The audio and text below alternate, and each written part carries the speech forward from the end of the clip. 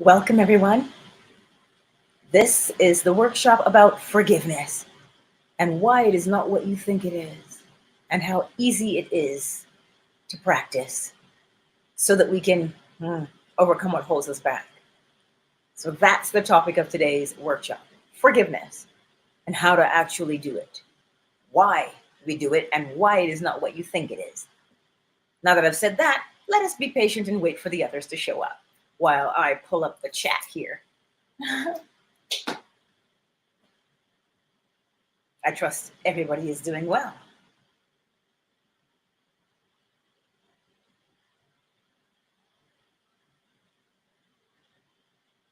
There you go. I'm in the chat. I'm in the chat.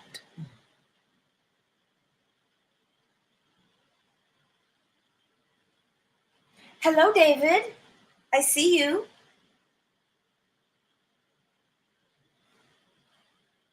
I want to put it in a place where I don't have to look down at it, but that may be a bit of a challenge. Oh, wait a minute. Oh, David. Oh, David. This is my low ohm. Oops. I had to catch that. I don't know if you can hear it. Did you hear that, David? Let me do it again.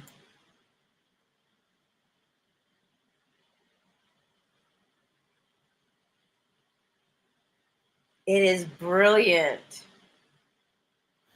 I have my notepad on my lap. And so let me pull my little bench closer to me, David, so I can drop things and make lots of noise. Oh, that's so bad. I really wanted you guys to hear it. It's not my crystal fork is still wrapped up somewhere and so I'm trying to, because it's a crystal fork, you need to have the right place for it, because as you just saw, I dropped my low ohm. You don't want to break your crystal. So let me see.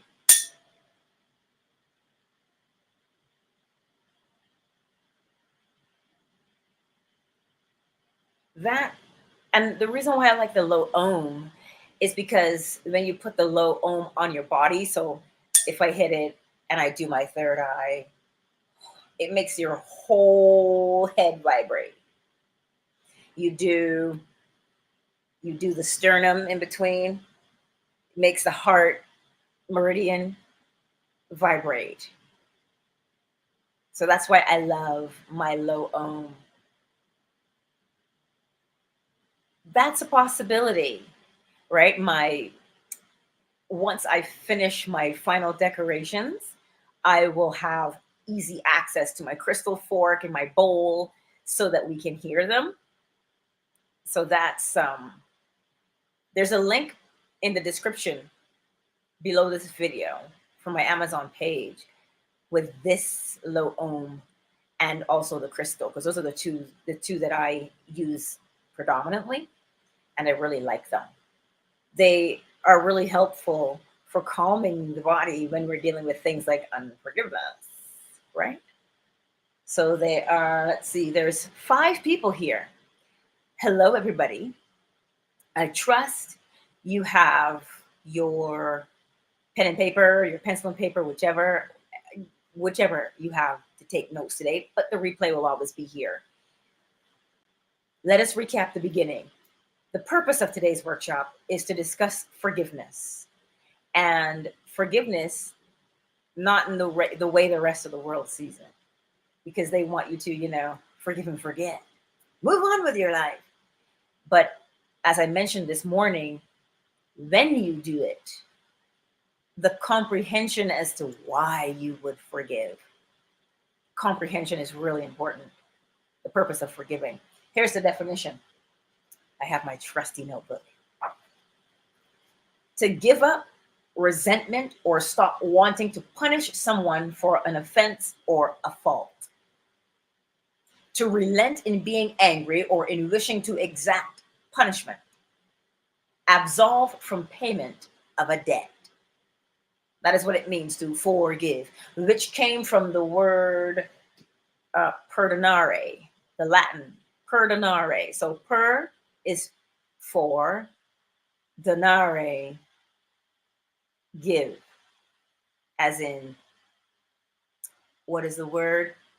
Give without hesitation.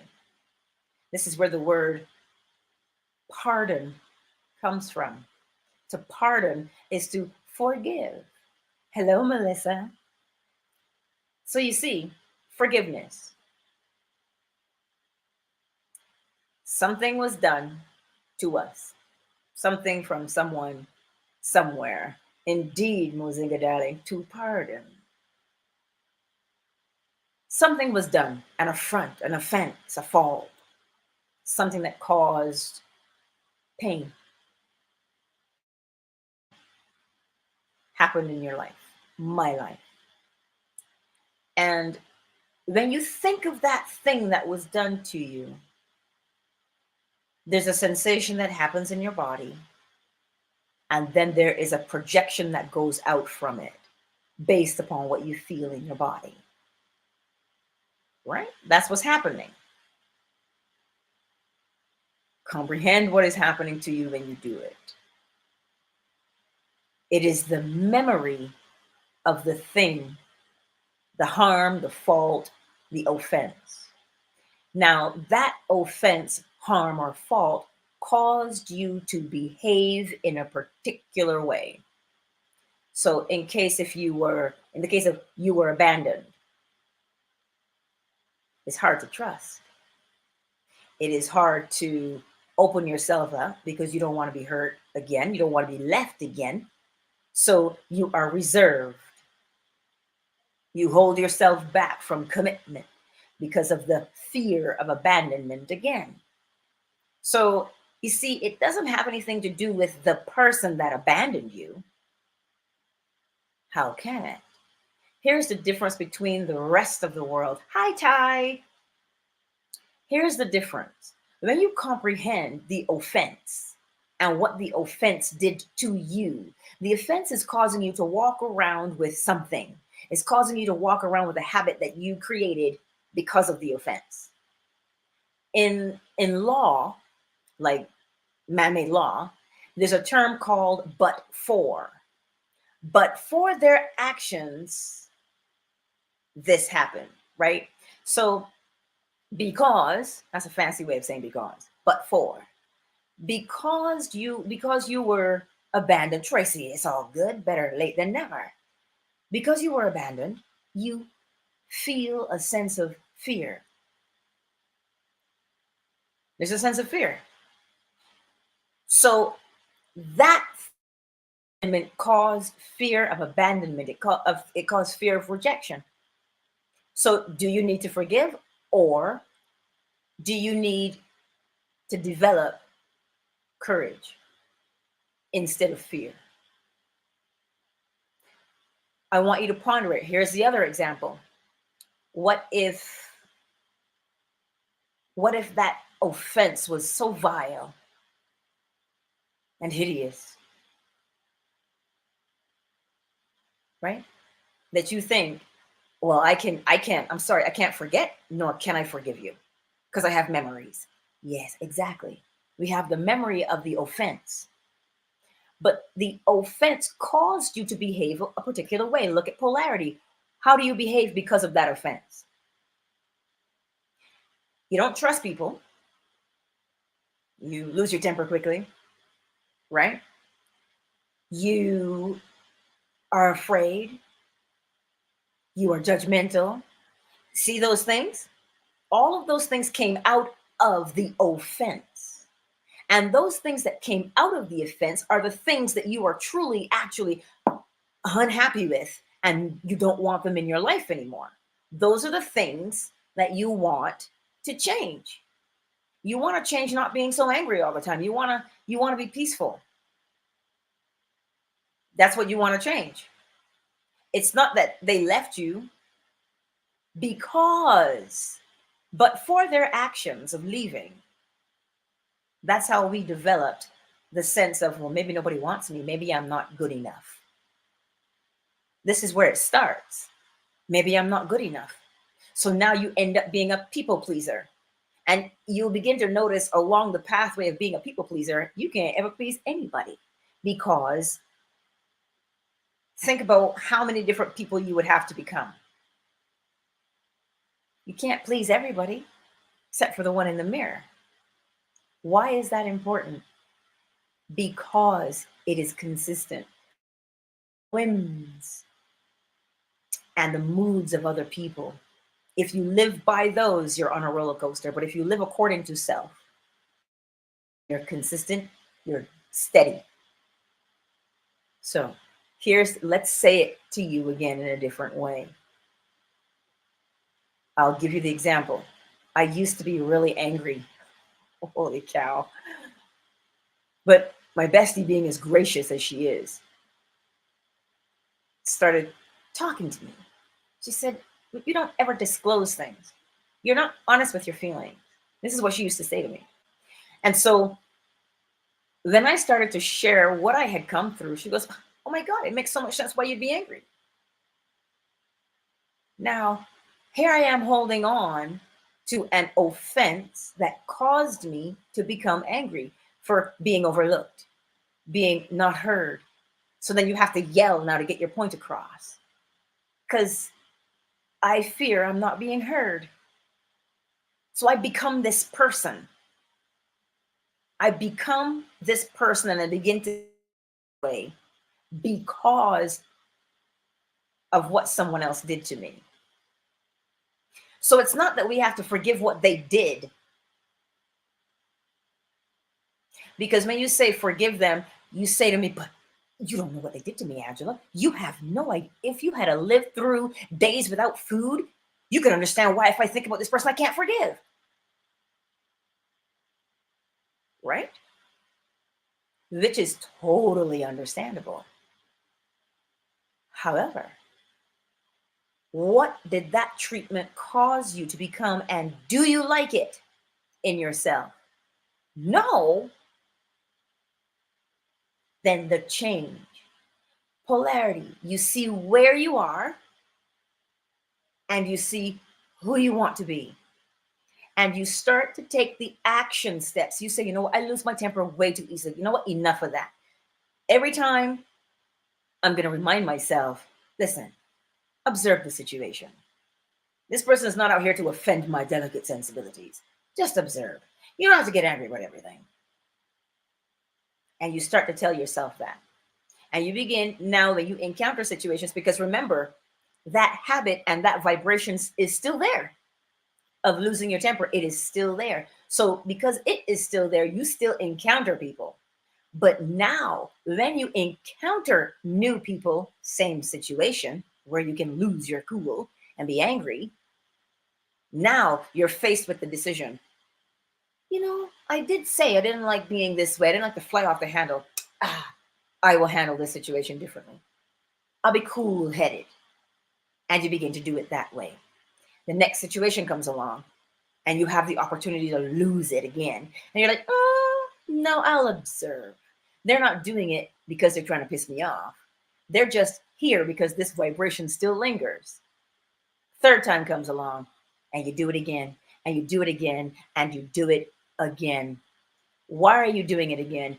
Because the offense that happened from way back then from a particular person, and it's usually our caregivers, mother, father, grandmother, grandfather, the ones who are intimately acquainted with us, because they've done it and it's so emotionally charged. We don't see that we are walking around with the wound of fear, with the wound of anger.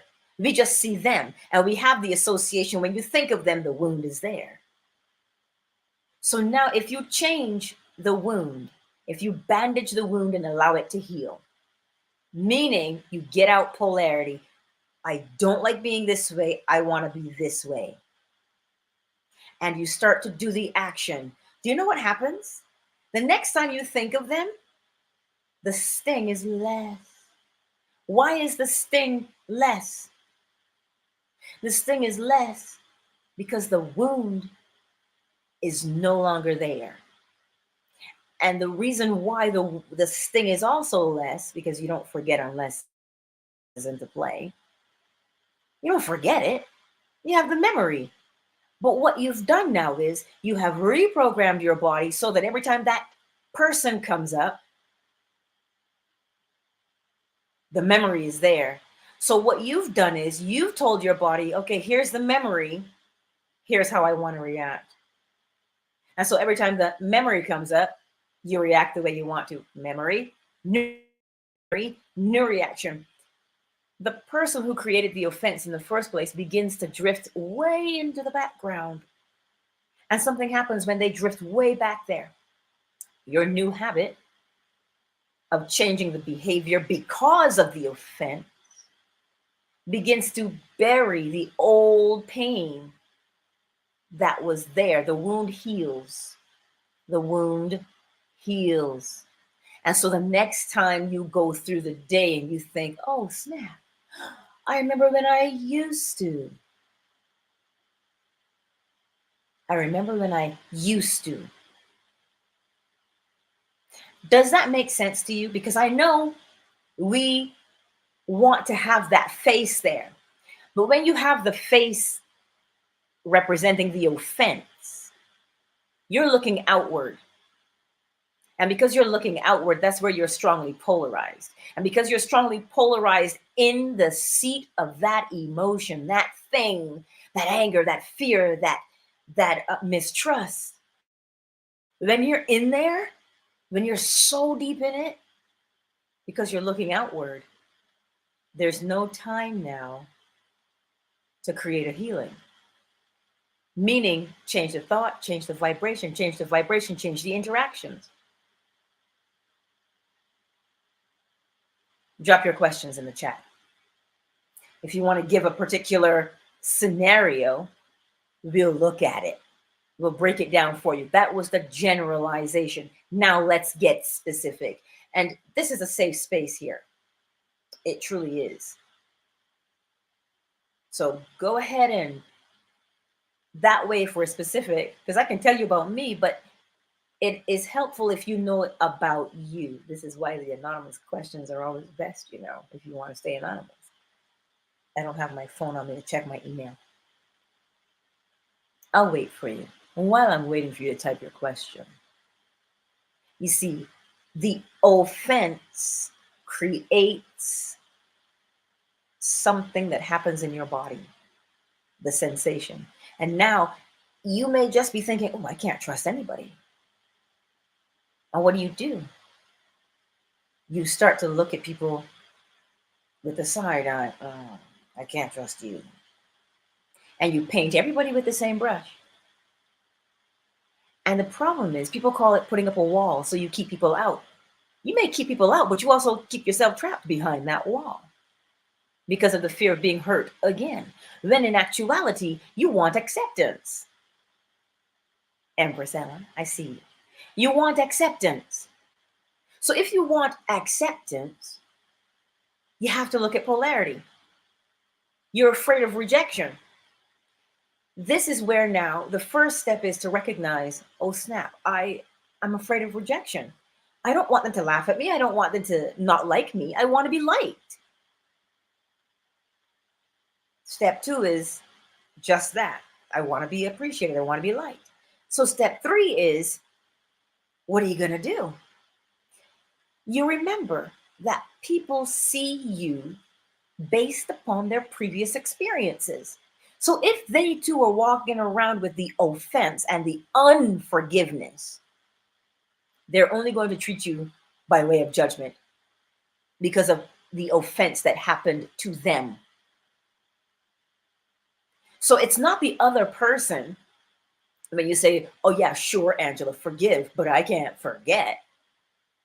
You can't, because the body stores the memory and you react a particular way every time based on that memory. And sometimes we don't even know we're reacting in that way. Sometimes we don't even know. But if we pay attention to the things that we do and say, why is this happening to me? Why do I keep doing it this way? Now you begin to see what the offense created within you. And if you see what the offense created within you, now you can begin to say things like, I don't like that behavior in myself. What would I prefer to do instead? But you see, what blinds the eye to change and recognition is the holding on of the, I hate you, I don't like what you did to me. When you hold on to that, you don't see what they caused within you. And when you don't see what they caused within you, you can't see why you behave the way you do and why people continue to treat you in the same way. That's what happens. So we have to remove the association of forgiveness for being a doormat.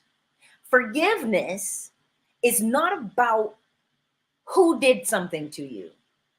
Forgiveness is the recognition of what was done and what it created inside of you. Because as you remember, causation, as with in, so without. So it's not that you're walking around with unforgiveness. It's that you're walking around with fear of rejection because of the action they did. So it's not unforgiveness that you're walking with. Is this beginning to make a little bit of sense? If you can't hear me, let me know, and I'll turn up my mic. It's not that you're walking around with unforgiveness. It's that you are walking around with the thing that they did that caused you to now behave in a particular way. You become the court jester now because you want to be liked. You become the class clown because you want to be liked and appreciated. You want people to think you're funny and you want to be accepted. But that becomes exhausting if you don't look back and see, you know that somebody hurt you close to you and you're like, oh, you know what? I can't stand you. I'm just going to separate myself from you. That's fine and good because it stops you from being continually hurt. But now what comes to mind is, you see, the behavior of being the class clown and wanting to be liked. If you don't like how that makes you feel, that fear of rejection, oh my God, they're going to laugh at me. Nobody likes me. If you do that and you think of, I don't know, your mother, your father, whomever that created the offense, if you think of them, if you think of the neglect, and you say, oh, how could you do that to me? Really and truly, how could you do that to me? Now you're having this argument in your head. I just don't like being mistreated. I don't like it. You go out into the world and you're having that argument. And all of a sudden you're arguing with somebody else. Why does nobody like me? Why does everybody argue with me all the time? You see, you're not walking around with unforgiveness. You're walking around with the hurt because of what someone did to you. So if you look at,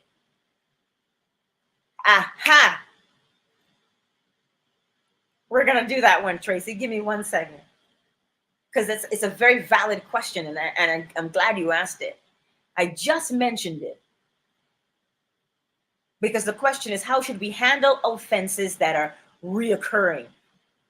So just now, I said, we are tempted to separate ourselves, right? We're tempted to separate ourselves from the people who are inflicting the pain, which is a great thing to do, to separate yourself, because you want the pain to stop. Now, if you are in a position where you cannot be separated from that person, why not? Why can't you be separated? Okay, so it's a small child and a mother. See where you can't be separated?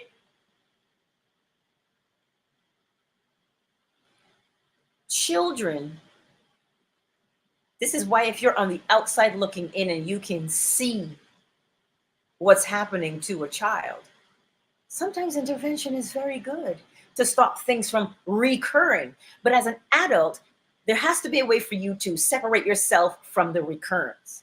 If that means staying in a different location, but what if you don't have the money for that?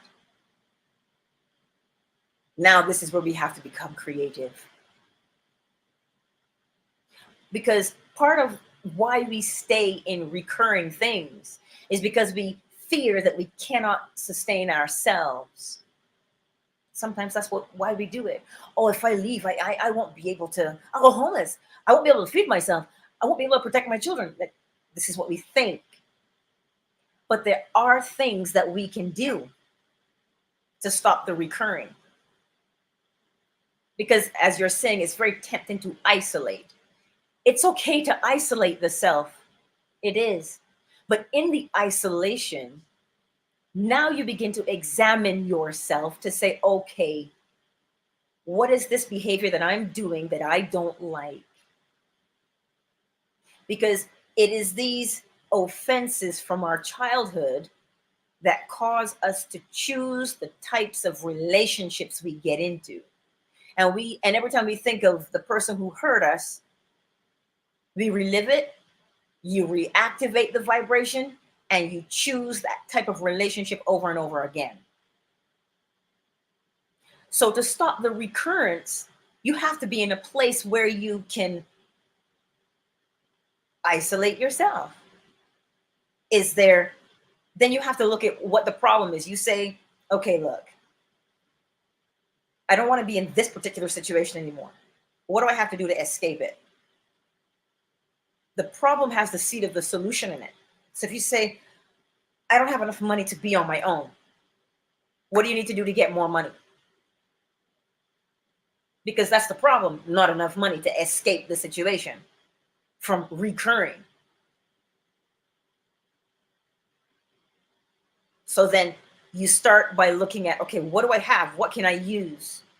And that's why it's important to take your attention away from the person who caused the offense.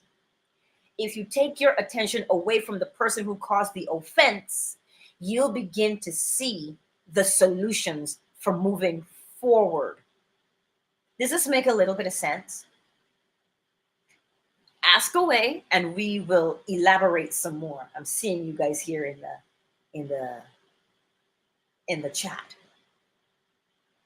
I have to stretch my leg out a little because I'm sitting on my beautiful new ottoman.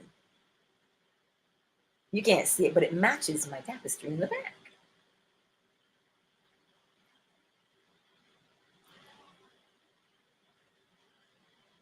Okay.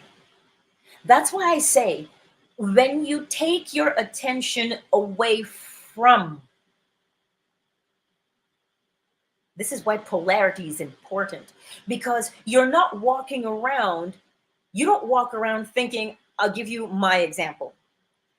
I don't walk around thinking of my mom in the front of my forehead or my grandmother or my stepmother. I don't walk around thinking of them.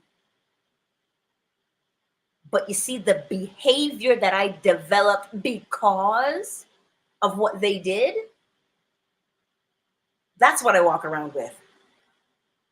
So this is why, if you can see the difference between, we think if we forgive, we are absolving them of the wrong that they've done.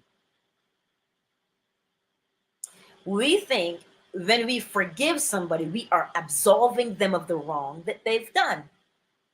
When in actuality, the forgiveness is simply recognizing what they did created something in you. It caused you to become a person. That's what you need to be looking at. And the more you look at that and you apply polarity to it, you look at it, you say, okay, I'm here right now. I really want to be liked. So I'm going to compromise. I'm going to compromise because I really want this person to like me. And so I'm going to be in a relationship with them, or I'm going to be their friend, or whatever the case may be, so that you'll be accepted. Where's your mother and all of that? She's nowhere. She could be dead. She could be across state lines. She's not the one you're thinking of. Whatever, but for her actions that caused you, causation, to behave in a particular way, you behave that way all the time. And because you behave that way, it is your habit. And because it is your habit, you live your life from there, not from unforgiveness. You live your life from the place of what the offense caused within you. Does this make sense? If there's another question, drop it in there so we can elaborate.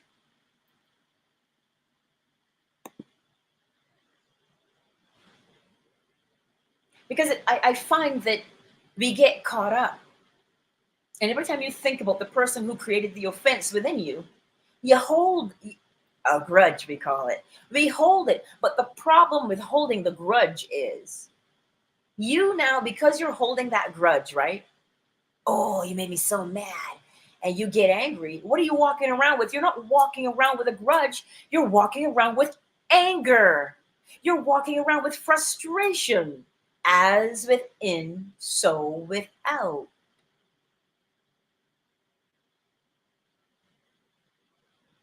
Does this make sense today? And you see, I know scientists are saying one of the hardest things for a child to overcome is neglect or abandonment. That does something to brain chemistry. Like, what? Like, it's really quite horrendous. But you see, you're not walking around abandoned. You're walking around with the memory of abandonment, but the memory is so far back there.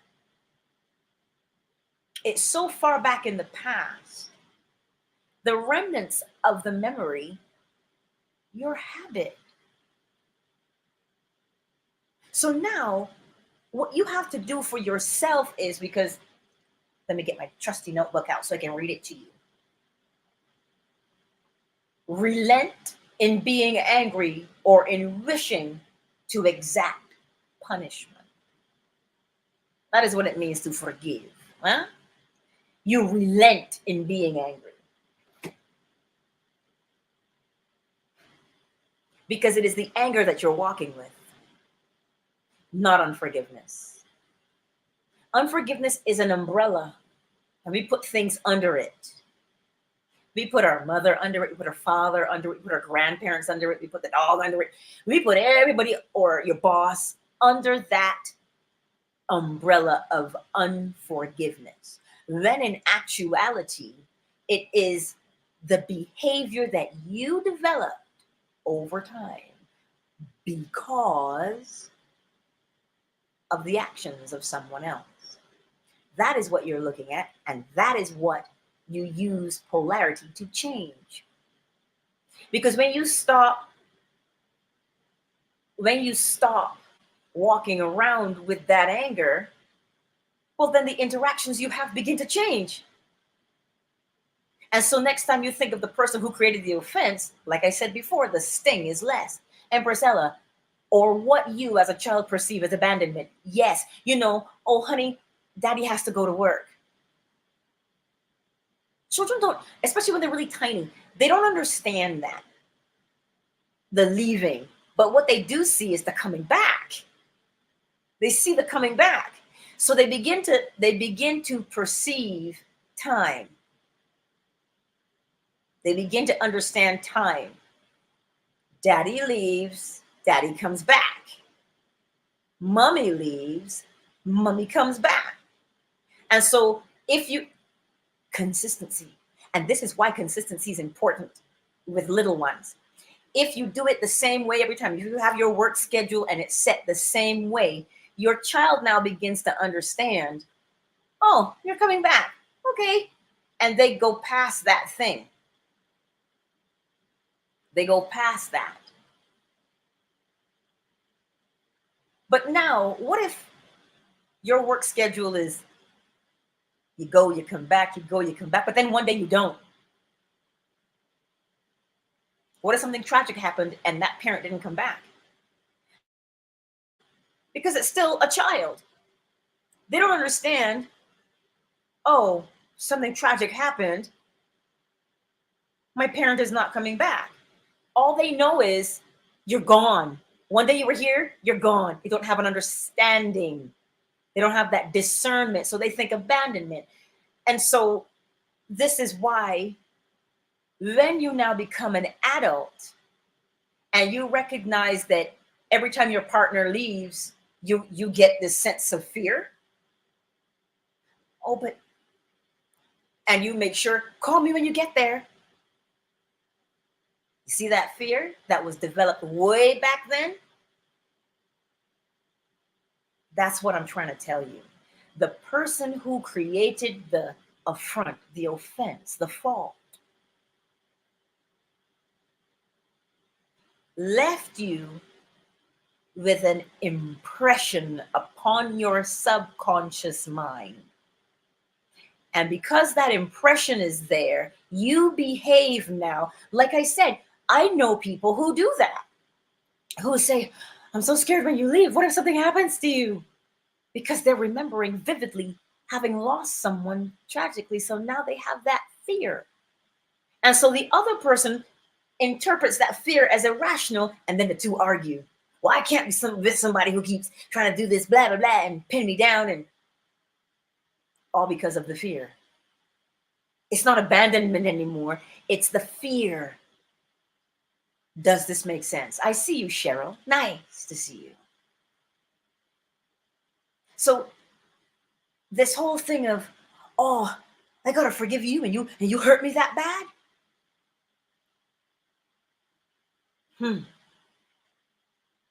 Let me read this question. How do you deal with one who offends you? You retaliate out of anger, then you later apologize, and they now act as if they're the victim. They now pick and choose when to talk to you.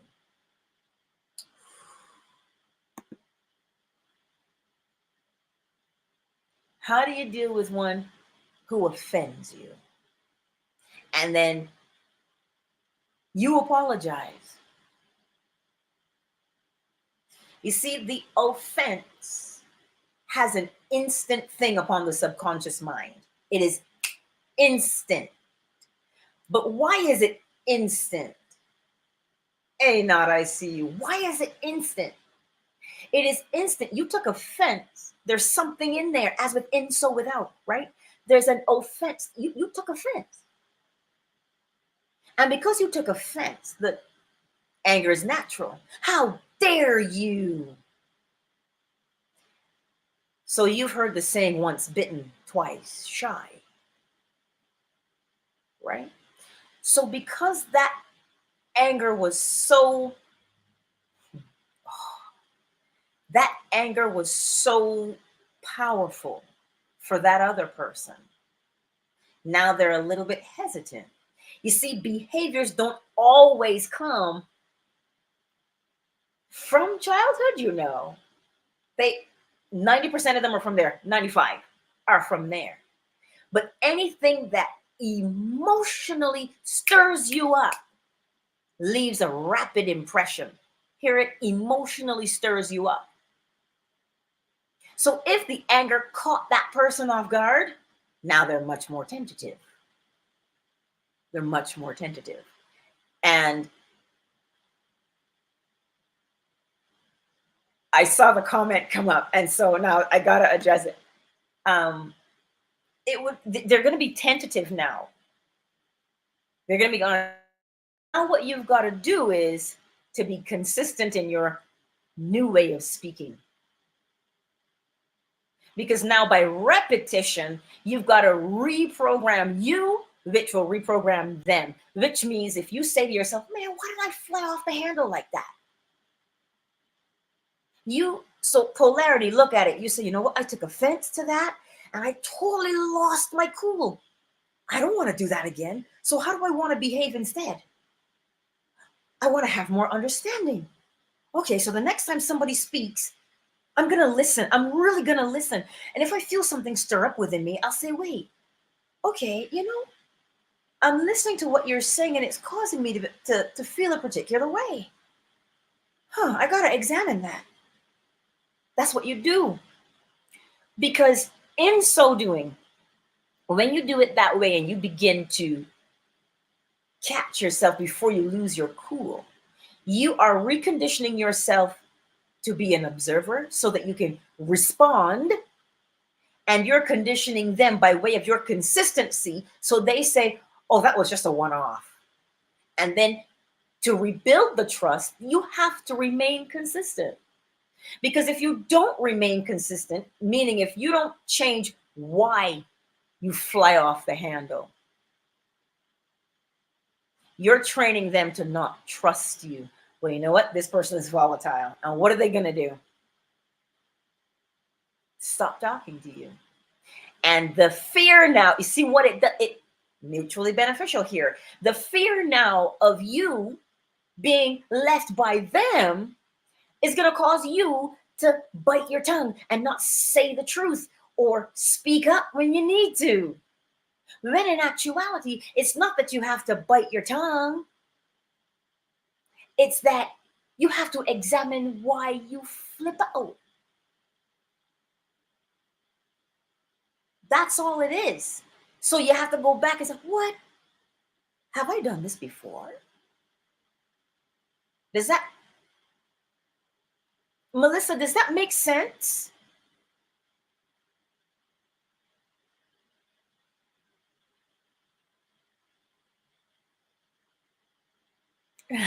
I'm reading here, Tracy.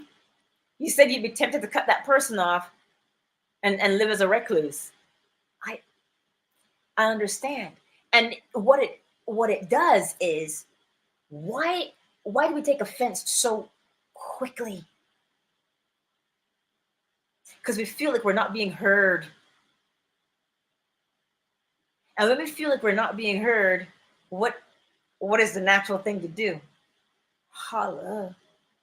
Holla. Push harder. But what if we pull back a little and ask ourselves, why is it that I responded like that? Well, I felt like I wasn't being heard. And you know where that might come from? Not being heard as a child, not being listened to. What do people tell you? Children should be seen and not heard. Do as I say, not as I do. Queen Marat, it is good to see you, my darling. So, you see, Melissa, there, I would say something, but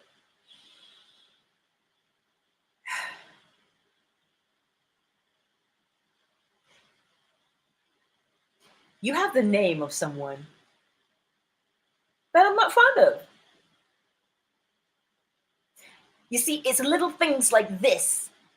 When we do, that's why I tell you, it's not the unforgiveness that you walk around with. It is how that person made you feel and the behavior you developed from it. You have the same name as this person, but you're not the same person. But because I now know how to look at these things and go, I see that. Now I don't walk around treating people. I don't walk around treating people with that name out of resentment. Oh, I don't like you. You have the same name. And it may seem illogical, but because the association with the name, that's why we behave in the way that we do. Aha, you took offense because the words were very harsh. Now look at it here. As within, so without. If the words were harsh coming out of that person's mouth, then you are guaranteed they were harsh right here. So who hears the harshness first? You or them? And so the intention behind those words gets lost sometimes if we interpret them as being harsh. And listen, a long time ago, this was when I was a young whippersnapper back in my young days, maybe 18, 20 in there. And I used to lead worship in church for a lot of years. And one night I had this dream. In my dream, I was speaking, but there was no sound.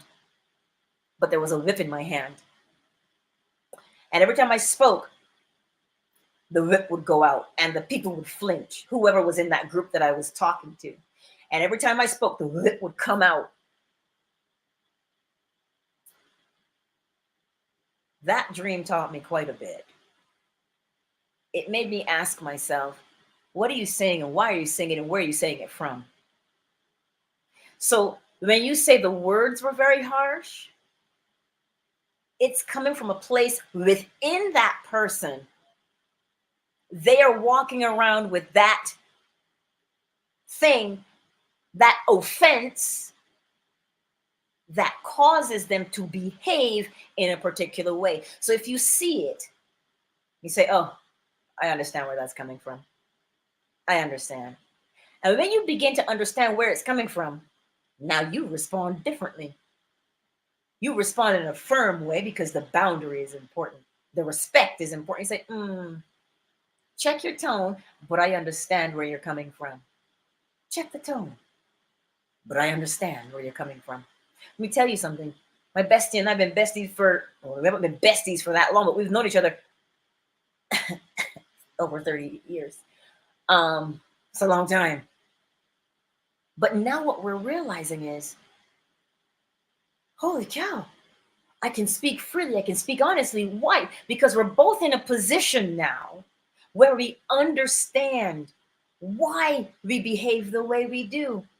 Those offenses that happened way back in the day, abandonment, neglect, whatever you want to call it.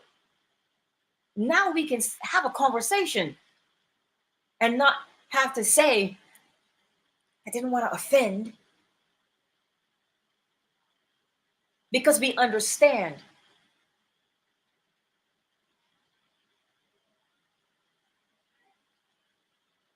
And you see, Tracy,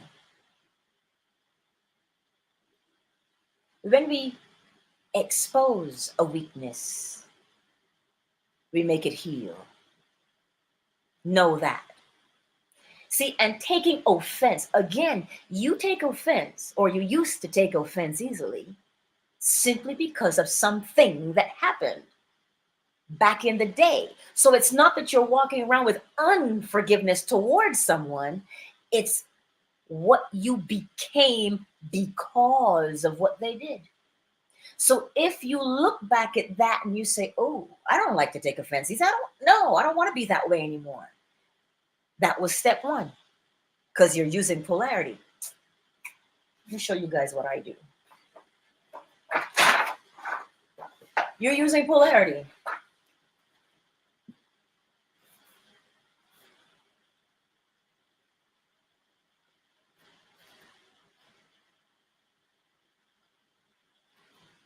I get out my paper. You might not be able to see it, but I don't know if you can. You see, those are my two words, offense and non. And so when I say, look, I take offense too easily. I'm over here. I take offense too easily. I want to be over here. So that means, and then when you write it down, you begin to write it down and you say, what will help me to stop taking offense so easily? I listen more. You write it down under there. You say, I listen more, right? And so when you begin to listen more, I choose better words, right? So I take offense too easily. I'm over here. I take offense too easily. So to fix that, I'm going to listen more. I'm going to choose better words. Why are you going to choose better words? Because I am understanding what's within them has to come out.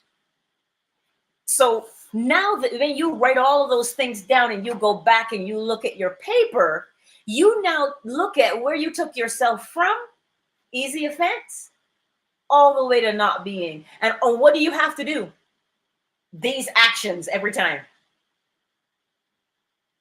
Does this make sense? You see now why polarity is critical, because it will show you what you're doing. This is why you have to acknowledge the weakness. Acknowledge it. You say, I take offense too easily. What do I want to do instead? I want to accept. I want to listen more. So you write it down. Listen more. Why would you want to listen more? So I can choose better words. Why would you want to choose better words? Because then I understand where they're coming from. And if I understand where they're coming from, I can offer empathy. So now did you see how you took yourself from being easily offended to not? And it just is, it looks like it's pen and paper. But what I'm showing you is the ease of using the law, where you can see what you've done. Offense. When you can see what you've done. And now you see every action step that you have to take to get you where you want to be. Well, then from to do the actions in between. That's why I do it this way. Because when you can see, I don't know if you, when you can see the steps that you're taking, I used to, and then I said, I'm going to listen more. I listen more, I choose better words. Why? Because I understand more. Why was it important for me to understand? So I can offer a kind word of empathy. Why? Because you can help them now. By helping you, you help them. And because you can see it here, you can go back and say, oh, that's what I got to do. Listen more. So when I tell you, when you say the word unforgiveness on the page, where's there to go from unforgiveness? There's no place to go, because you can say unforgiveness. I'm going to write it down. Unforgiveness, and you go to forgiveness.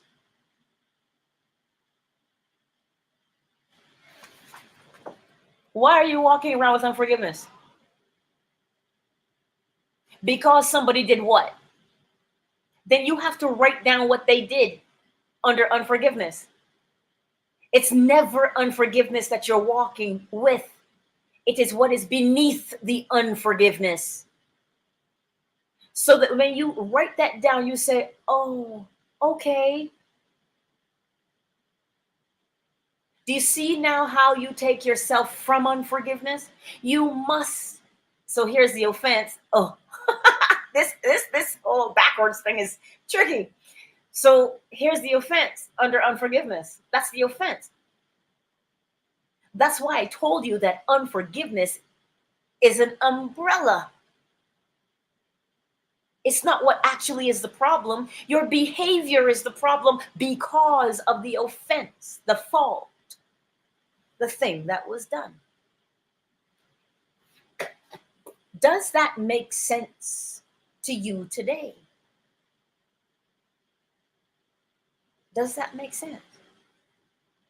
Because when you can see what you're doing, because you have to get it out.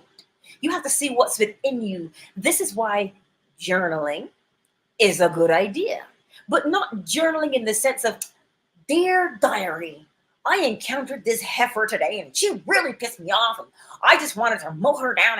No, that's not what you do for journaling. You write in your journal, dear diary, I saw something in myself that I did not like. This is what it was. So I want to change that. Here are my steps that I'm going to take to go from to. This is why we journal. So that you can see what it is that you have been doing because you encountered a grave offense as a youngster. You see, what does that do for you? Think about it. What does it do for you when you write down from and to? It frees you. It frees you. So forgiveness has nothing to do with George. It doesn't. It has to do with you. And right now, the umbrella of unforgiveness has you stuck in a habit that you don't like. But because we're not,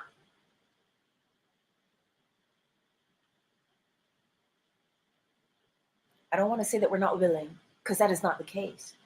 It's not that we're not willing, it's that we don't know.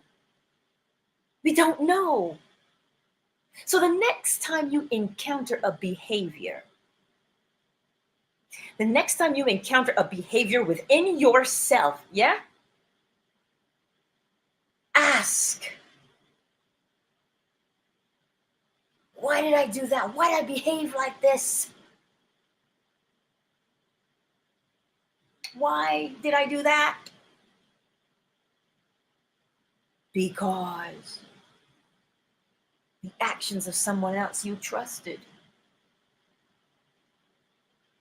This is why we can observe somebody making the same mistake over and over again and they can't see it. They see it, but they don't.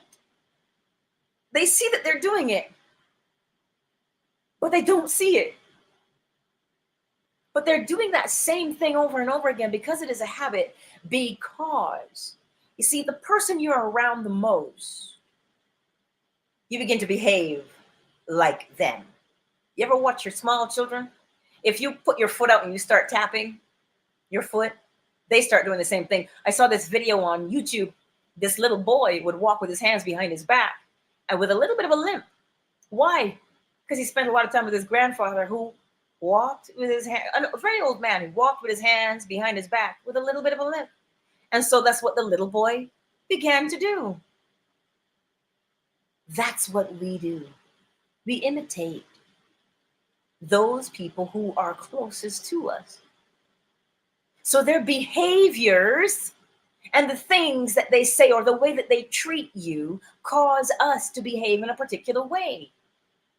And so because that unforgiveness, that umbrella of unforgiveness is there,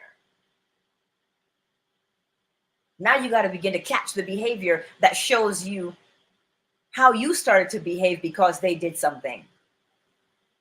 And it's not unforgiveness, it's the behavior. It is the effect. The offense was the cause, and the way you behave is the effect. Turn to cause and effect. That is also another law that we can use. Because they did this, I behave like this. I don't want to behave like this, so I'm going to reach up to polarity. See, we're always using the law. And if we would use it, we would understand it's not unforgiveness we're walking with.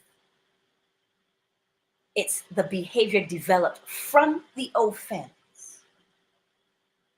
Unforgiveness is heavy on the spirit and takes a lot of work to maintain. Letting it go sets us free and lightens our spirit. Tracy, well said. Let's pin it so everybody can read it. Because that is exactly what it does. And the reason why we carry such a burden is because we don't know how to put it down, how to let go. To let it go means to recognize what that behavior is. As I just showed you with the pen and paper, what is that thing that you're holding on to? The behavior that you don't like. And you notice once you move yourself by way of causation and polarity from to, you begin to see what action steps you can take right there because you wrote them down. And now you know how to behave. And because you know how to behave, you change your habit. Listen, I just want to get up and do a dance because that's why I tell you, when you begin to comprehend, understand is to get a clue about it, but to comprehend means to understand the deeper meaning of the thing. So when you comprehend why you walk around with the constant arguments in your head. Somebody used to come home all the time and they were mad at their own life and they cuss everybody out in the house. And because arguments were always there, it's just natural for you to argue. But then all of a sudden you realize, hey, I ain't got no friends. But that one honest friend is going to say, man, because you're a little bit difficult to be around. You're so bombastic, you fight all the time. Now, instead of, I fight all the time, I'm not easy to be around, how dare you? Instead of that, you simply ask yourself, okay, someone was kind enough to tell me I'm difficult to be around. It didn't make me feel good. But why am I difficult to be around? And they said to you, well, you argue all the time. Every problem has the seed of the solution within it. Why do you argue all the time? Because you grew up in a place that arguments were always there. It was just. So now what do you want to do? What do you want to do? You want to stop arguing? You want to stop finding fault? You want to stop being on the defensive? So you want to accept. You want to have inner peace. Begin to write that down. Oh my God, diary, I saw for the first time. You see, when a person who truly loves you tells you, you're a little bit difficult to be around. You argue all the time. When that person tells you that from a place of love, it pokes you a little bit, but it is easier to accept. But when someone gets just mad at you, and they say, I've had enough. I cannot be around you. You are way too hard of a person to be around. What happens? You take offense to that. And because you took offense to it, you are now prompted to defend yourself instead of examining yourself. You're now in a place where like, oh, you're judging me? You see what we do? That is what we do. All because of what? Something that happened back there. And we're walking around calling it unforgiveness. But it's not the unforgiveness. It's the what? The way that thing be cause and effect. That's why I stress to you every day. I give it to you every day and I tell you, memorize the law so that you can see it. You say, I'm behaving like this because, oh, what? I don't like that. So how do you counter causation? Polarity. Go up from it. Polarity is higher on the scale than causation. So go to polarity. And in order to counter polarity, you have to change the vibration. How do you change the vibration? By checking what is within you, because it's on the outside. And how do you check what is on the outside? By way of the thought, mentalism. If you're busy doing that, then you won't have time to say, I can't forgive you. Now hear me out. Because I don't know where we've all lived and where we've all come from. And I don't know what caused.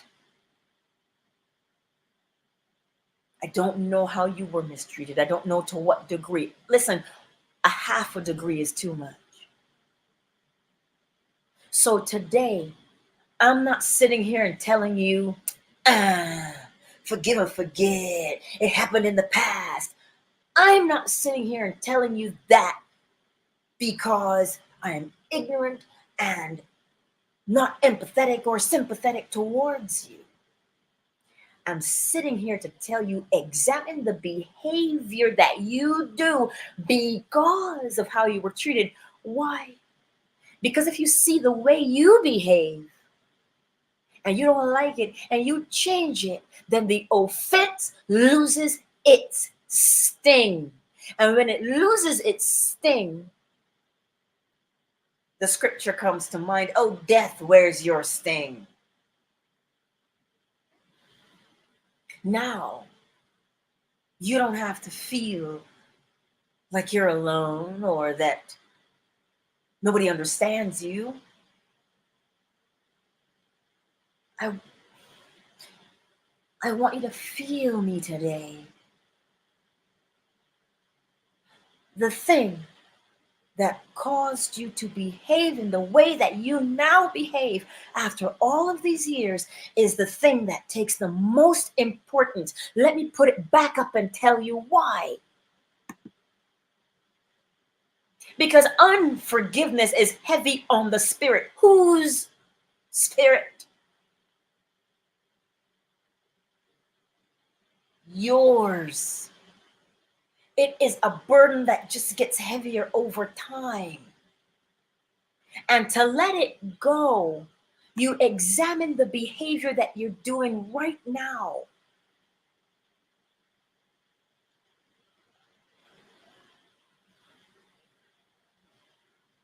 Huh. Tracy, yes. We struggle with being mistreated. But a comprehension as to why. Hurt people, hurt people. You know that song? Hurt people, hurt people. Why? Because it is the law of correspondence. So sometime as you go about your day and you encounter a situation, you have a choice. Am I going to take offense to what they said? Or am I going to recognize that, oh my God, this person could be in pain? Because you don't say things like that without there being pain present. If it caused a sting within you, think about what it's doing to them. And when you understand, listen, maybe you don't care what it's doing to them. You don't have to care what it's doing to them. But if you comprehend what it's doing to them, you can mitigate what it does to you.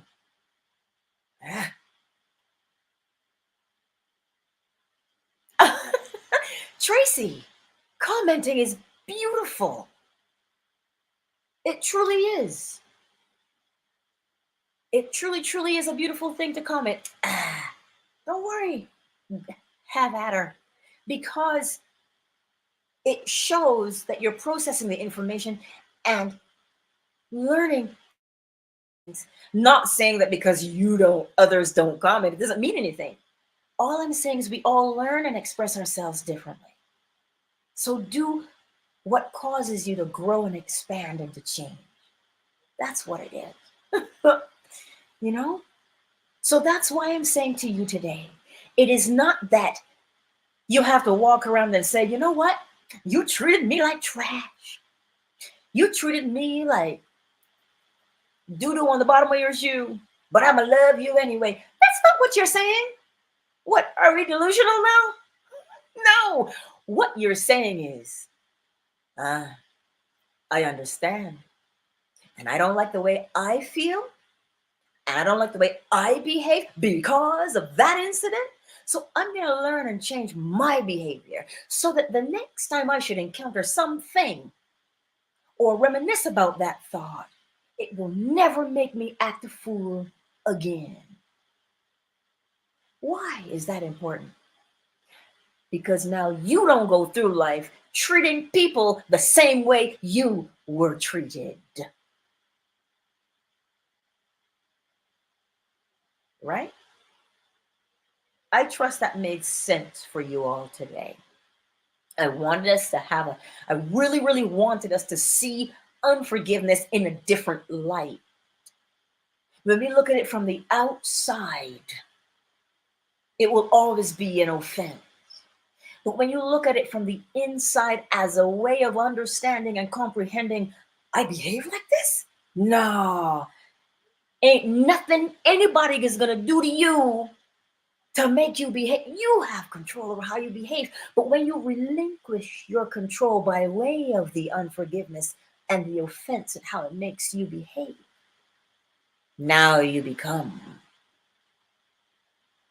What do you become? What do you become?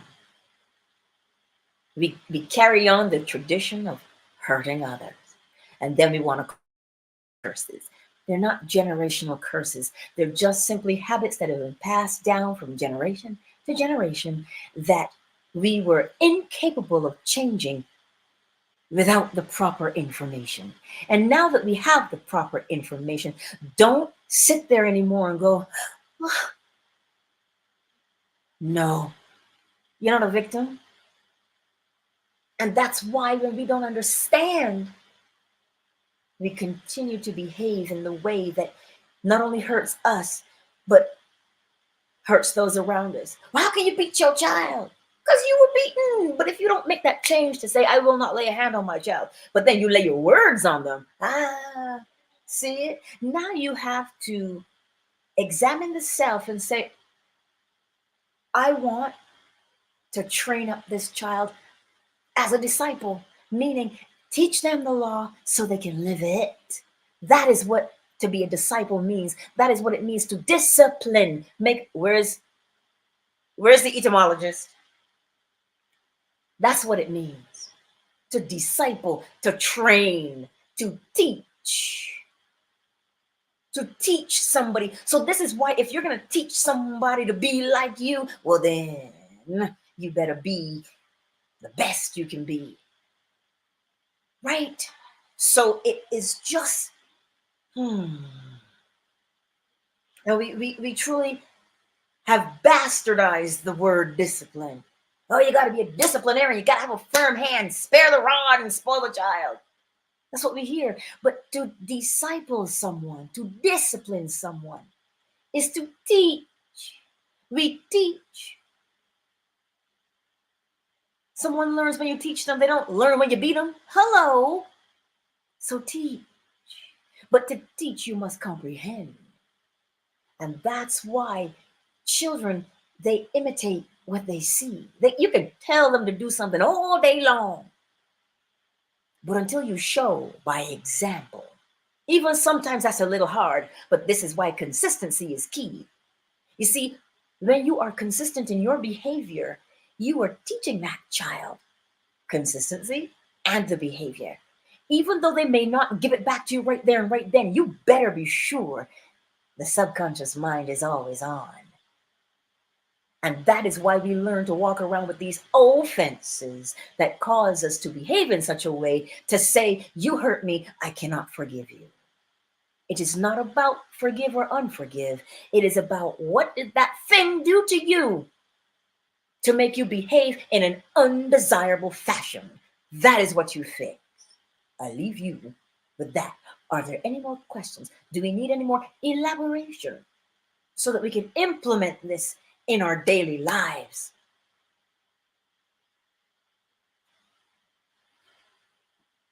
I just want to make sure I didn't miss any questions, because when the chat moves, I'll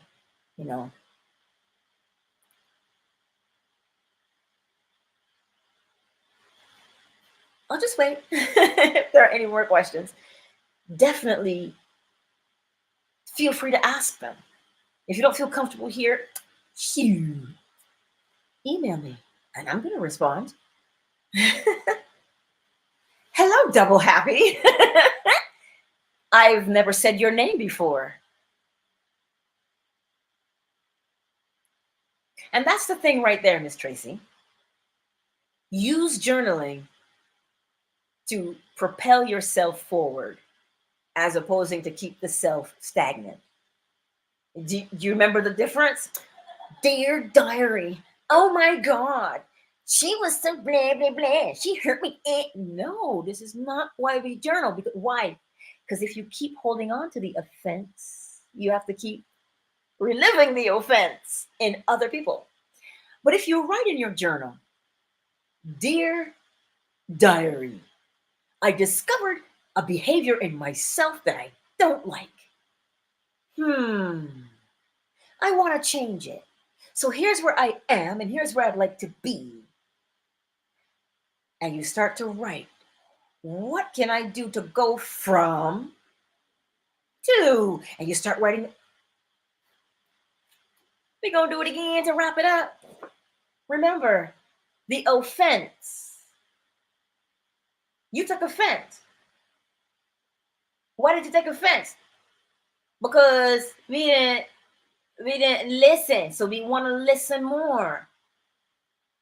Why do you want to listen more? So you can choose better words. Why do you want to choose better words? So you can comprehend where the person is coming from. Why is that critical for me to comprehend where they're coming from? so you can offer empathy. You see, truly in the world, the average person just wants to be heard and to be understood. So this is why we journal, so that we can grow. And you know why? When you look back in that journal and you see where you've come from and where you are now, you can say, look at where I came from. Oh my God.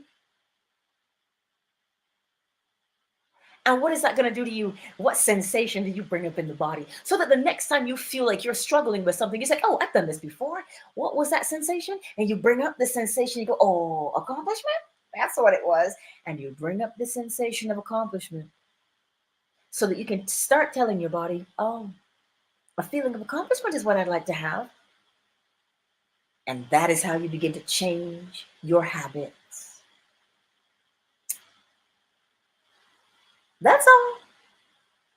Are there any more questions, my beautiful friends? Because double happy, you say you're going through a transformation, a lot of fear. Everyday king, you mean using words as in, is that what you mean? Casting spells? Is that what you mean? Everyday king?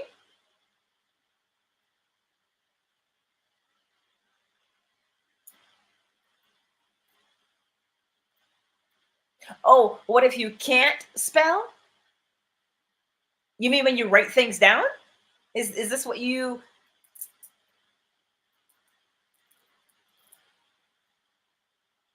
Well, if dictation, spelling, those kinds of things are a little bit of a challenge, online dictionaries help tremendously.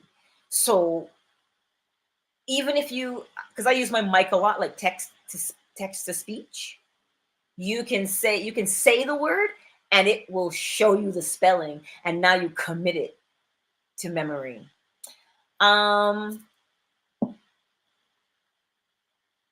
Is that what you meant, everyday king? I'm seeking to comprehend what you're saying to me. Double happy. This is what we always tell people here.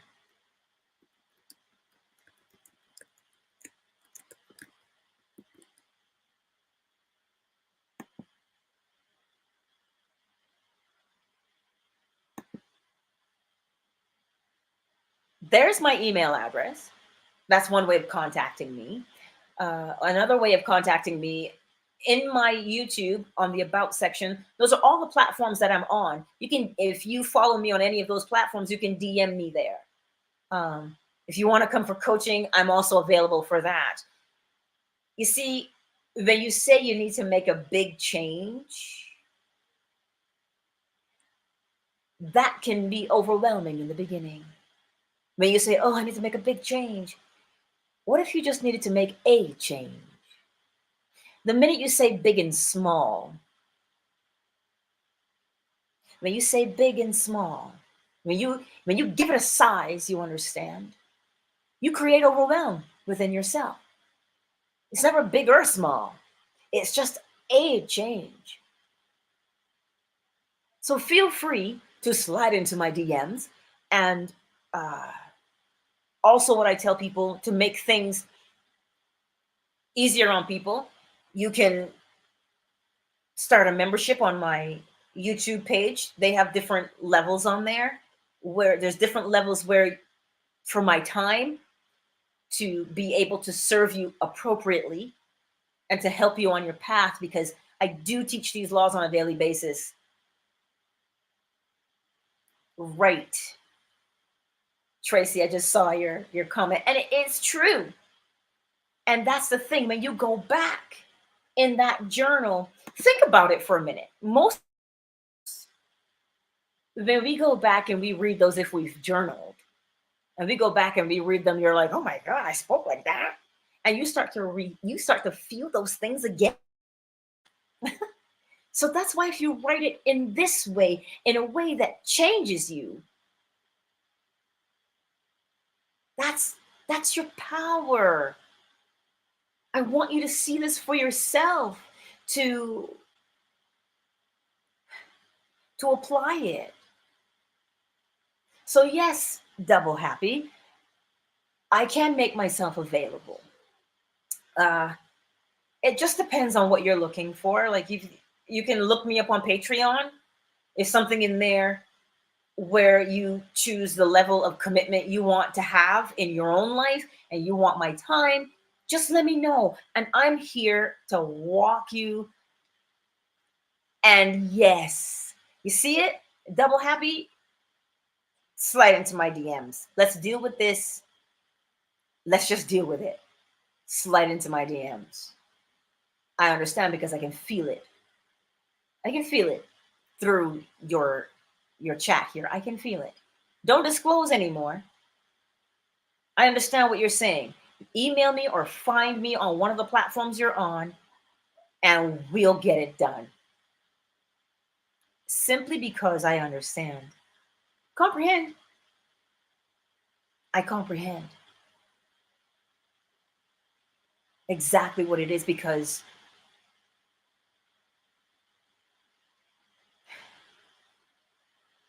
it's just one of those things. Yeah. It's just one of those things.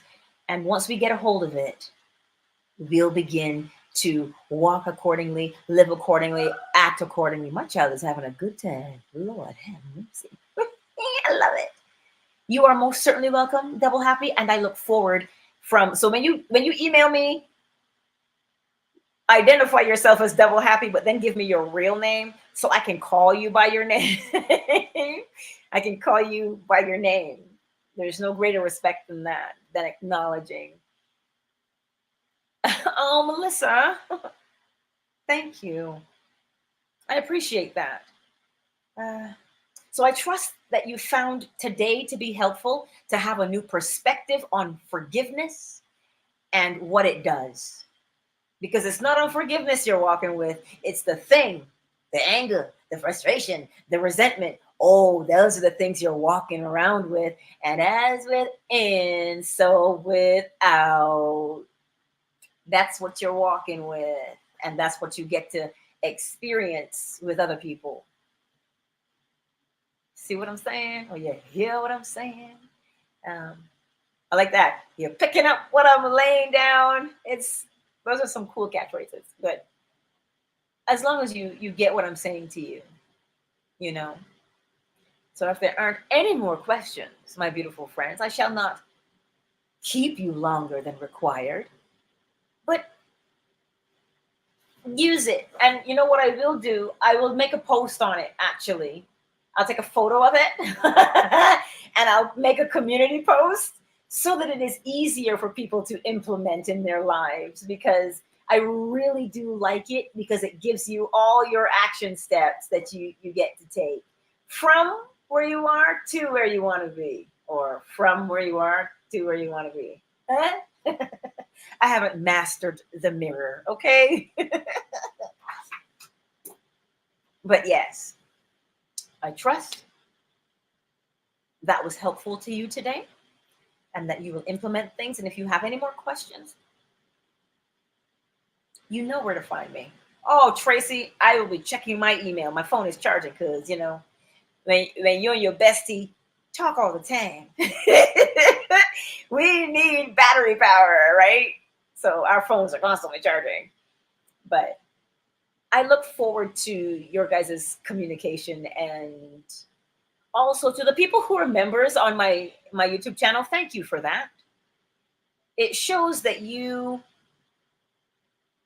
as an individual got value, and you just wanted to say thanks. Oh, Jamistic music.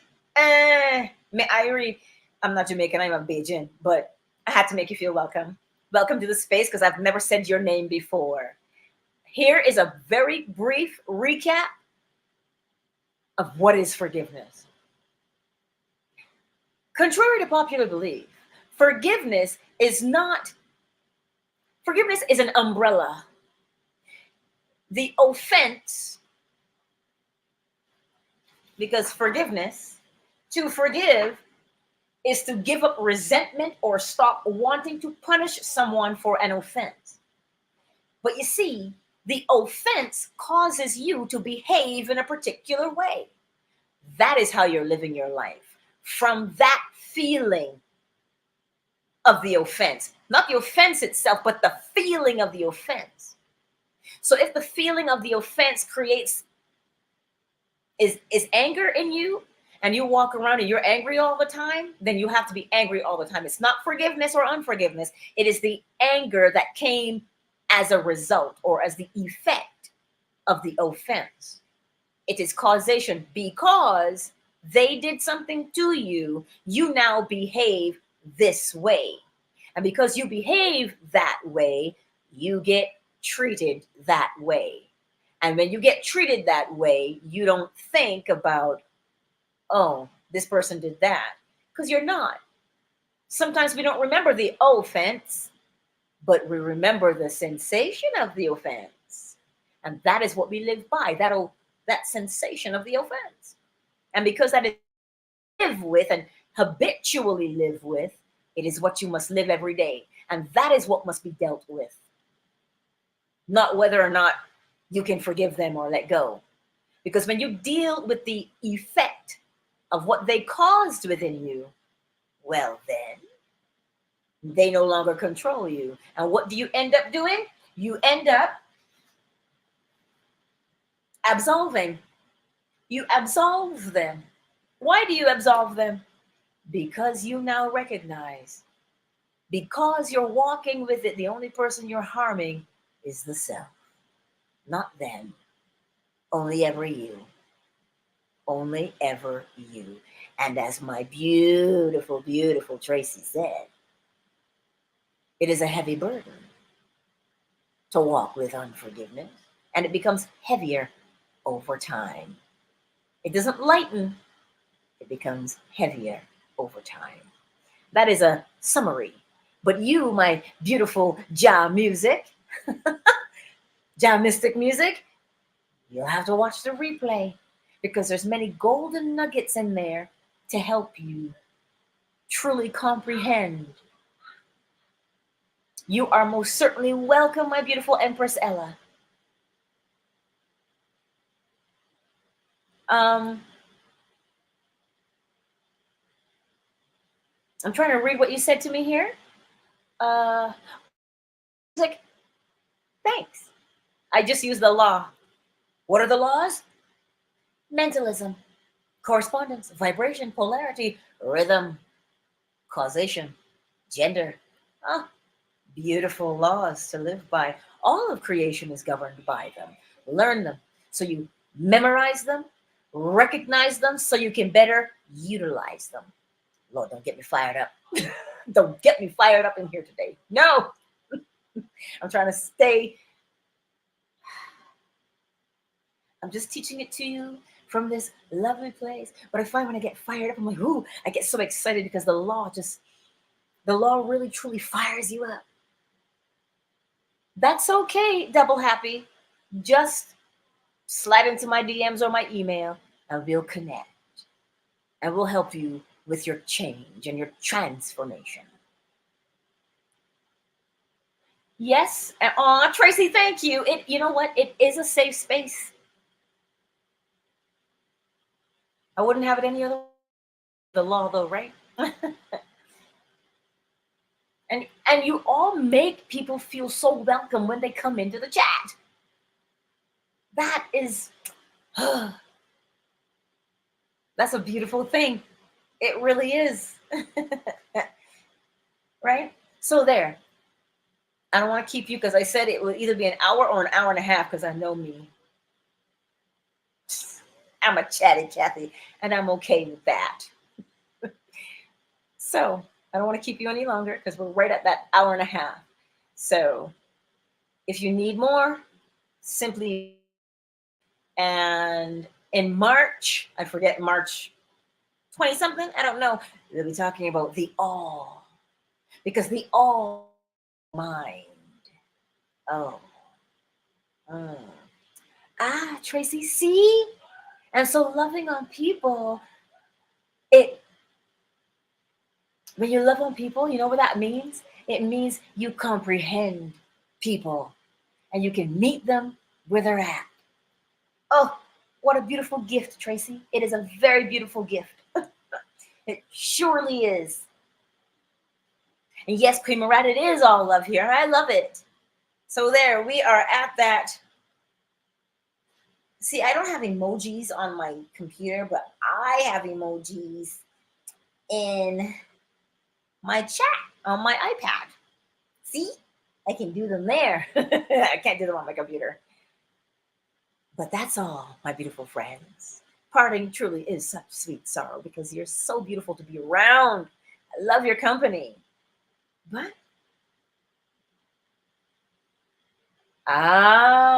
double happy. Cause and effect. Ask yourself why. Ponder that. Ask yourself why. We'll talk about that some more because I want to be respectful of the time and the space, and I'm going to give you your time. You don't fret. I'll give you your time.